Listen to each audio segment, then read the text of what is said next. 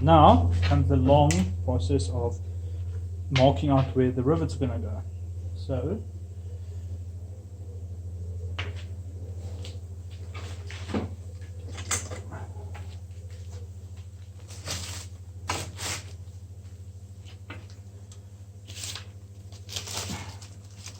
using the diagram, you can see where the rivets go.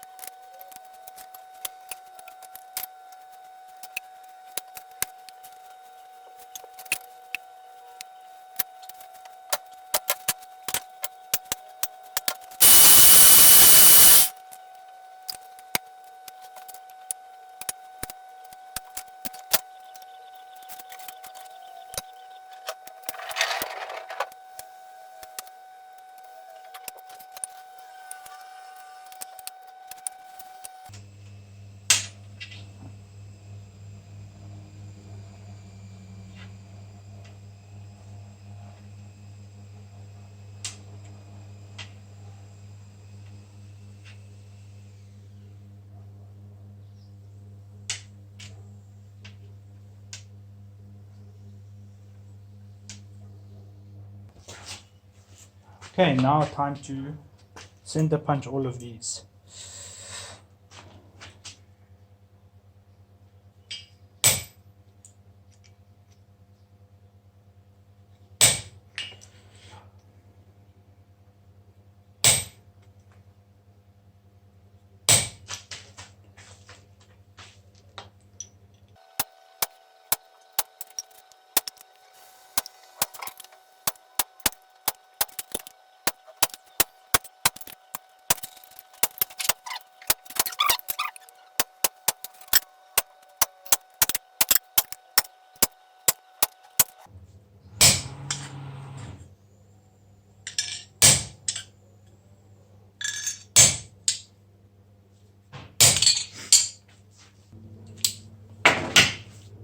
Okay, so what I'm going to be doing now is I'm going to be punching out the holes for the rivets. So I'm using a 1/8 inch punch, which is a 3.18 millimeter hole. I actually need a 2.5 millimeter hole, but this is the only one that's closest to it.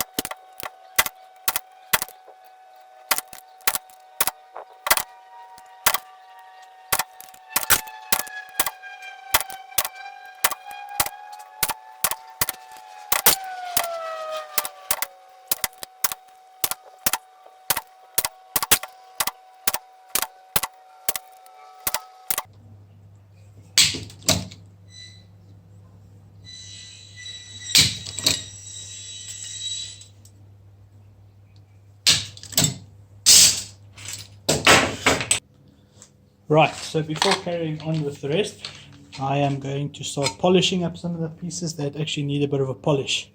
So I'm using a 120 grit. I think it's a corn belt from Kingsburg. Yeah, corn grit. Works amazingly. Right, so let's get started.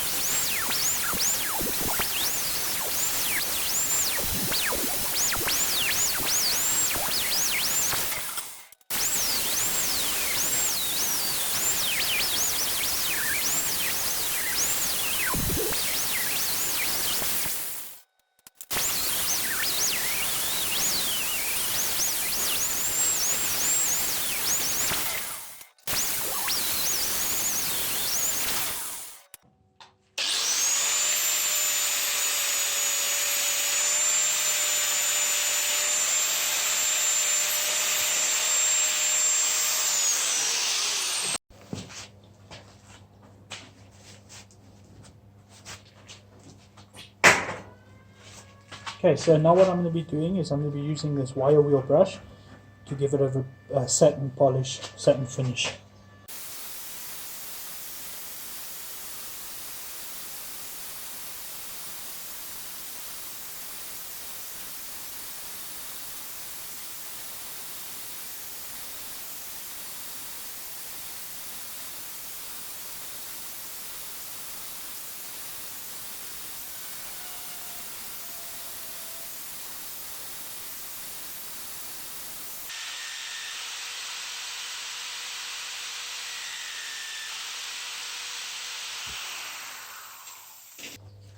Right, so what we're going to do now is I'm going to clean off these pieces with a bit of thinners.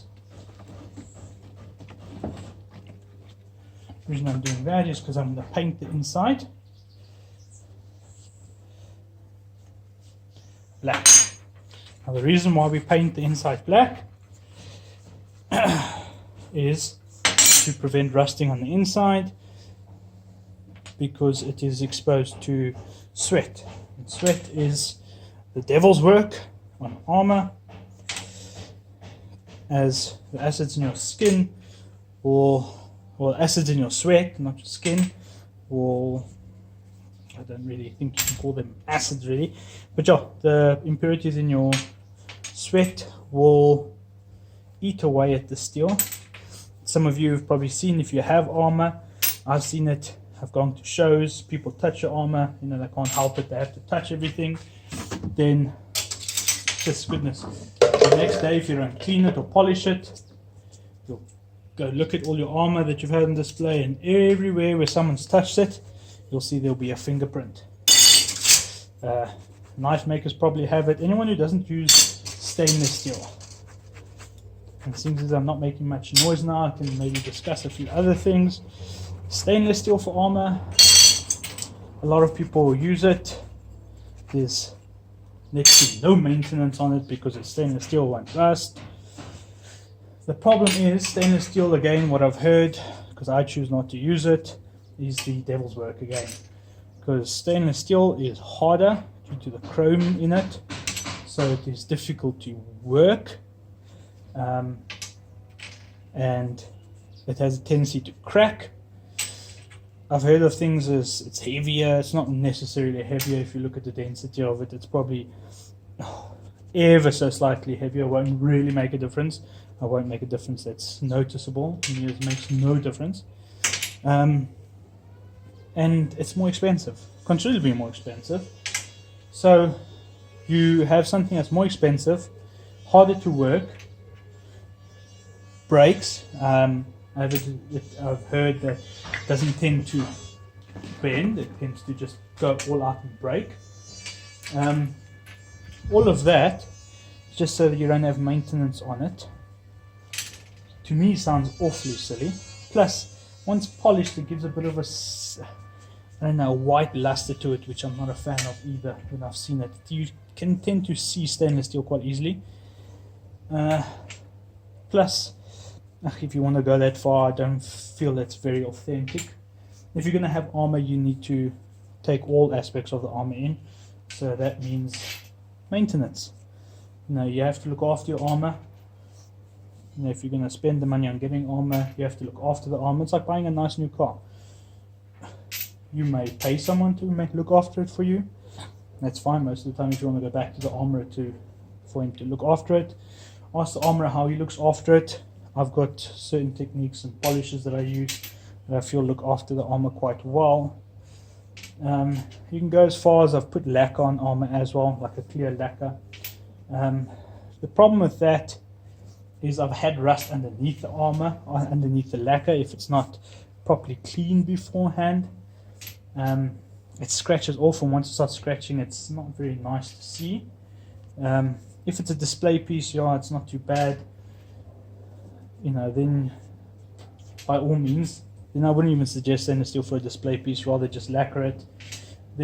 I've heard that armor was lacquered originally, and a lot of it was removed during I think it was the Victorian period, just because they felt that the lacquer wasn't authentic. They removed it or it didn't look good, so they've removed it.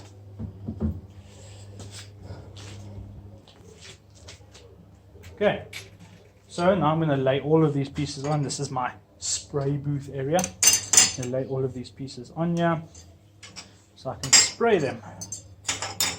So I'm just spraying the inside. Doesn't have to be 100%, you know, you're not spraying a car or something like that. But nonetheless, you're going to be painting it. So it needs to be clean and all of that sort of stuff. Which are carrying on. Display armor if you want to, you can ask for stainless, it's not going to take much beating. Otherwise I just prefer mild steel, so I've always worked with it. I'm not scared to waste a piece to practice something. Also one thing I can suggest, if you are starting off and you want to make armor, start off with mild steel. I've heard of people starting off with stainless and carbon steel. You're wasting your money. You're going to make screw ups. I still make screw ups. Just, I don't feel it's worth, if you're starting off, it's not worth spending that money on buying carbon or stainless steel.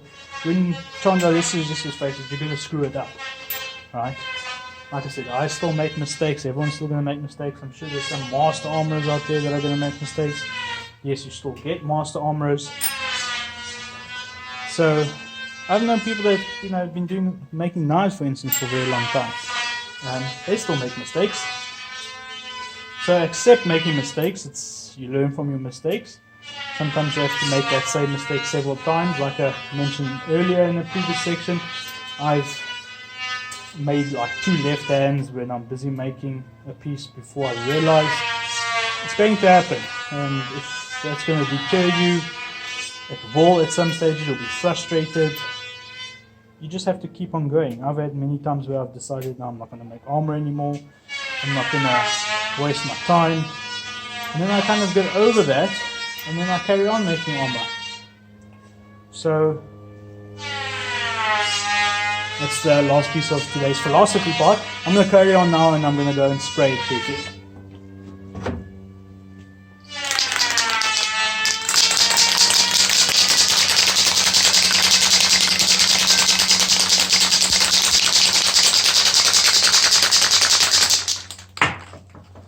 Just using a basic black matte black. It's not really fancy or anything like that. No prep. I've never really had to prep it. Never had any issues with it. So never comebacks or so. This is what I'm going for. Now you can let your inner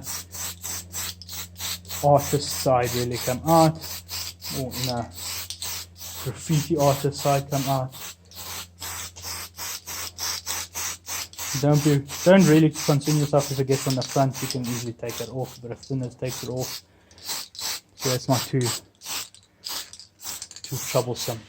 And the other pieces that on this one that will go underneath the leather, you can put a coat on that.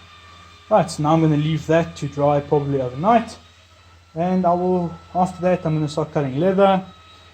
Cut all the pieces of leather, start riveting it to the leather. But I'm also going to start cutting off some nails, and cutting off nails to make rivets. I will, instead of going into detail right now, I will show you that in the next segment. Great, thank you very much for this part. Probably will be another video after this. Yeah, see you in the next segment. Thank you.